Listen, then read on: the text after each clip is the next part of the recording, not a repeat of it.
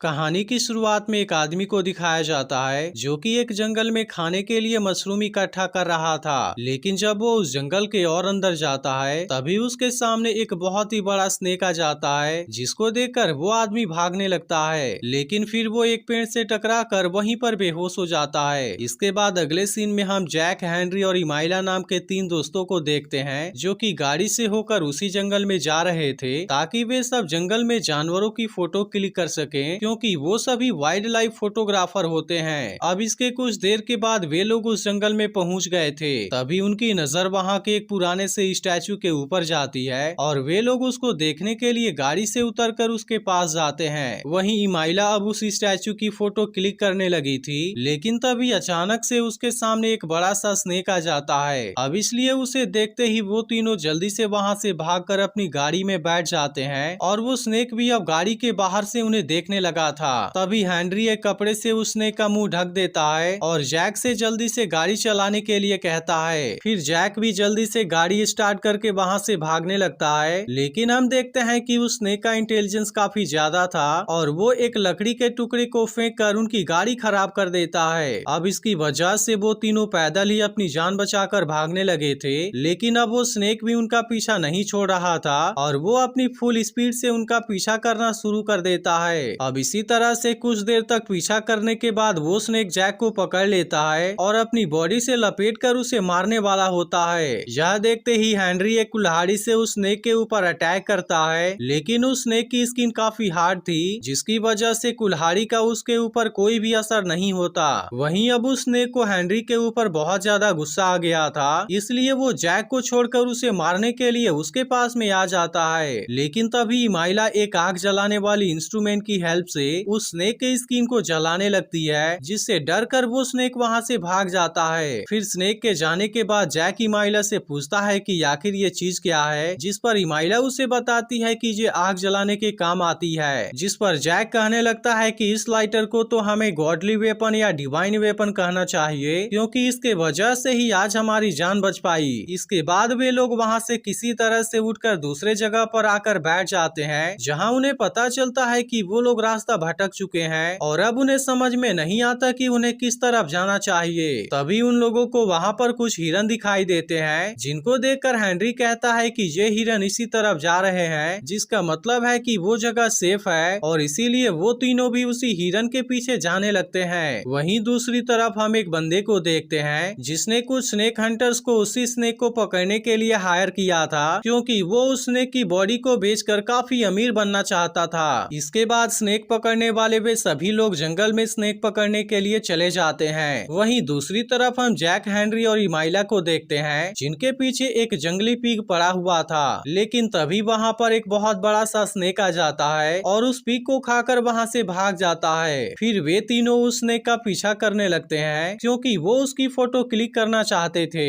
लेकिन उस स्नेक की रफ्तार काफी तेज थी और वो कुछ ही पलों में वहाँ से गायब हो जाता है। इसलिए वे तीनों जंगल में और आगे बढ़ने लगे थे, जहाँ कुछ दूर आगे जाने के बाद उन्हें एक बहुत ही पुराना खंडहर दिखाई देता है। फिर वे लोग उस खंडहर के अंदर उस जगह को एक्सप्लोर करने के लिए चले जाते हैं, जहाँ वे लोग कुछ आगे जाने के बाद एक अजीब सी जगह पर पहुँच जाते हैं, जिसके वजह से उन्हें थोड़ी सी घबराहट होने लगी थी। लेकिन वे तीनों किसी तरह से हिम्मत जुटाकर आगे बढ़ने लगते हैं, जहाँ वो एक पतले रास्ते से होते हुए एक दूसरे जगह पर पहुँच गए थे और वे देखते हैं कि वहाँ पर तो बहुत सारे स्नेक हैं, जिसमें से एक जाइंट स्नेक भी होता है। यह देखकर इमाइला उनकी फोटो लेने लगती है, जिसकी वजह से उन स्नेक को इनके बारे में पता चल जाता है और उनमें से एक स्नेक उन्हें मारने के लिए इनके पीछे आ जाता है। यह देखकर वो तीनों जल्दी से उस खंडहर से बाहर आ जाते हैं, लेकिन वो स्नेक भी अब इन्हें जिंदा बचकर जाने नहीं देना चाहता था और वो एक बड़े से पिलर को फेंक कर उनको मारता है, जो कि सीधे जाकर हेनरी के ऊपर गिर जाता है। इसलिए जैक और इमाइला उस पिलर को हेनरी के ऊपर से हटाने लगते हैं, लेकिन वो पिलर बहुत ही भारी था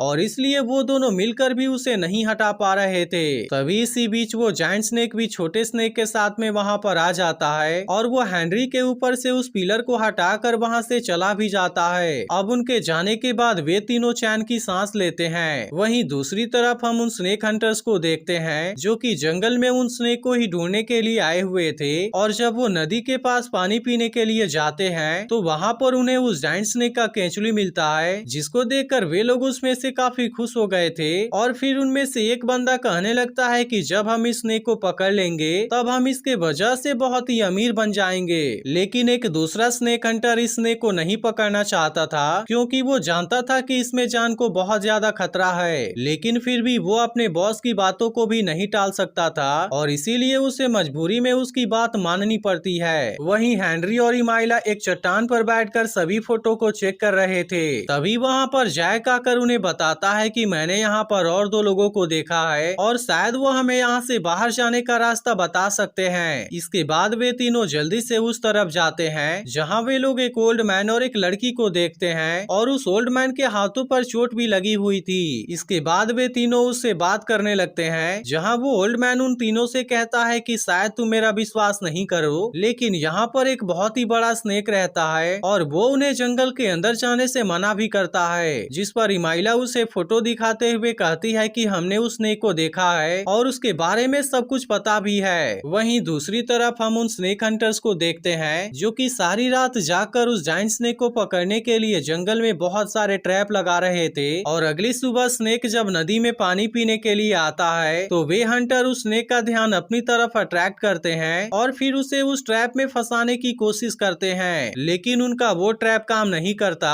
इसलिए अब उन हंटर्स को लगने लगता है कि उनका आखिरी समय आ गया है। लेकिन तभी वो जायंट स्नेक उन हंटर्स को बिना नुकसान पहुंचाए वहां से चला जाता है। अब इसलिए यह देखकर उन हंटर्स को कुछ भी समझ में नहीं आता। जिसके बाद हम देखते हैं कि उन हंटर्स को कोई आवाज सुनाई देती है और जब वो उस आवाज को छुप कर देखते हैं तो उन्हें जैक, इमाइला और बाकी लोग दिखाई देते हैं जो कि उसी जायंट स्नेक के बारे में बातें करते हुए आगे की तरफ जा रहे थे।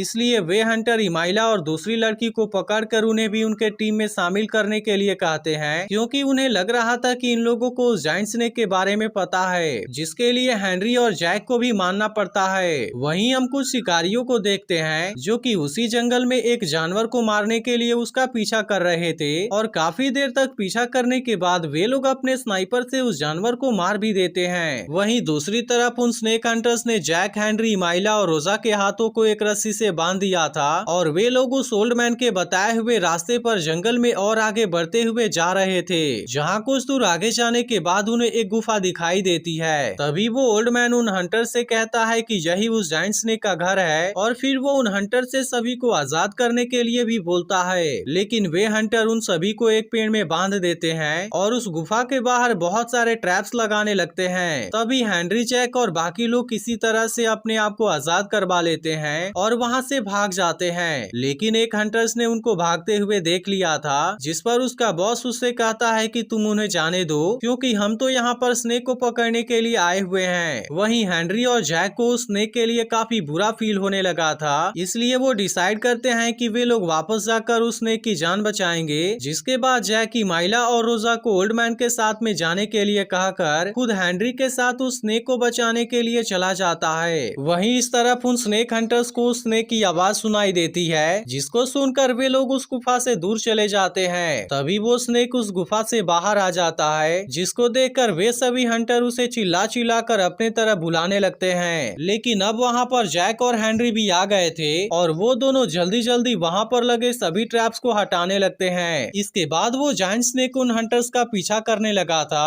और उनका पीछा करके उनमें से एक हंटर्स को मार भी देता है। लेकिन वो स्नेक अब इतने में भी नहीं रुकता और वो उनके बॉस के ऊपर भी अटैक कर देता है, जिससे कि उनका बॉस एक पेड़ से टकराकर बेहोश हो जाता है। फिर वो स्नेक उनमें से एक और हंटर को पकड़कर उसे अपने गुफा में लेकर चला जाता है। तभी जैक और हेनरी को वो बॉस बेहोश पड़ा हुआ दिखाई देता है, इसलिए वे दोनों उसे बचाते हुए अपने साथ लेकर आ जाते हैं। और जब उस बॉस को होश आता है तो सभी उसके ऊपर काफी गुस्सा होने लगते हैं और उसे बहुत भला बुरा भी कहने लगते हैं। मगर अब इन लोगों ने उस जंगल से बाहर निकलने का डिसाइड कर लिया था और वे सब वहाँ से जाने लगते हैं। लेकिन तभी अचानक से इमाइला को एक जहरीला कीड़ा काट लेता है, जिसकी वजह से उसे बहुत ज्यादा दर्द होने लगा था। मगर उस बॉस को जहर के बारे में काफी अच्छी नॉलेज थी और वो कुछ पिल्स को एक कपड़े में लपेट कर इमाइला के पैरों में बांध देता है, जिससे कि उसे काफी अच्छा फील होने लगा था। इसके बाद वे लोग फिर से यहाँ से आगे बढ़ते हुए जाने लगे थे और वे लोग अब उस जगह पर पहुँच गए थे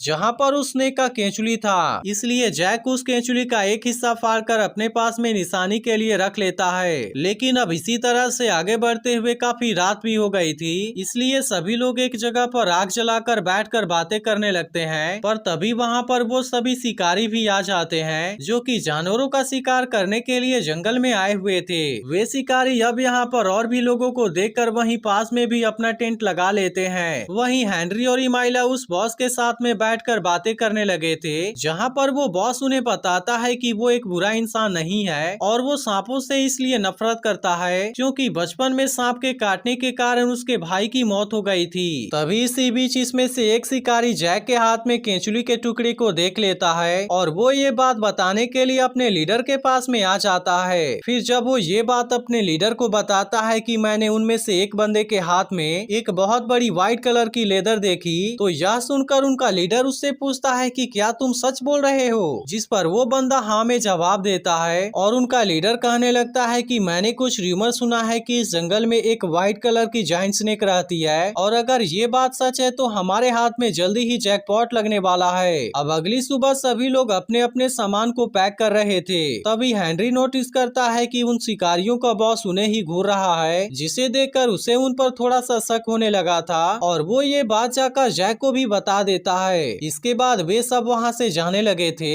लेकिन तभी उन शिकारियों का लीडर उन सभी को रोकते हुए उनसे उस जायंट स्नेक के लोकेशन के बारे में पूछता है, जिस पर वे लोग अनजान बनने का नाटक करते हुए कहते हैं कि आखिर तुम किस बारे में बात कर रहे हो। तभी वो सभी उन्हें जबरदस्ती पकड़कर उनके बैग को चेक करने लगते हैं, जहां उन शिकारियों को उनके बैग में से वो स्नेक की स्किन और कैमरे में उसकी फोटो भी मिल जाती है। यह देखकर उन शिकारियों का लीडर जैक को डराते हुए उस स्नेक का ठिकाना पूछने लगता है, लेकिन जैक उसे कुछ भी बताने को तैयार नहीं था और इसलिए अब उन सभी के बीच में लड़ाई शुरू हो जाती है। लेकिन तभी उसी वक्त उन स्नेक हंटर्स का लीडर हंसने लगता है और कहता है कि जिस चीज के लिए तुम लोग हमसे लड़ रहे हो वो चीज आ गई। तभी वो लोग देखते हैं कि वो जायंट स्नेक उनकी तरफ ही आ रहा है और अब उसके साइज को देखकर वे सभी शिकारी काफी घबरा गए थे, इसलिए सभी लोग अपनी जान बचाकर वहाँ से भागना शुरू कर देते हैं। लेकिन वो स्नेक अब उनका पीछा नहीं छोड़ता और एक एक करके उन सभी शिकारियों को मारने लगता है। वहीं हेनरी और इमाइला भागते भागते बाकी सभी लोगों से अलग हो जाते हैं, इसलिए हेनरी इमाइला को वहीं वेट करने के लिए बोलकर सभी को खोजने के लिए चला जाता है और जल्दी ही उन्हें खोज भी लेता है। लेकिन जब वो सभी एक साथ में वहाँ पर वापस आते हैं तो इमाइला वहाँ पर नहीं होती, क्योंकि वो तो उस स्नेक की फोटो क्लिक करने के लिए उसके पीछे जा रही थी और वो उस स्नेक का एक क्लियर फोटो क्लिक भी कर लेती है। वहीं दूसरी तरफ हम उन शिकारियों के लीडर को देखते हैं जो कि भागते हुए काफी थक गया था